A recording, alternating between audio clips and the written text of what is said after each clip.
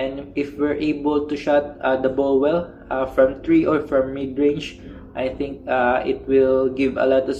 of space for LeBron and AR to attack and penetrate and put pressure on the OKC basket, since they put emphasis defending the paint. So it will help a lot if our shooters are able to knock down some shots during that series. And of course, Rui, Smart,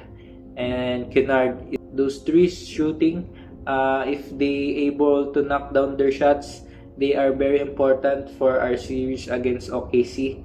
And if we're able to have some production from Jake LaRabia and Bando or Jackson Hayes, but yeah, we need AR and LeBron to be the superstar that they are, even though this might be a lot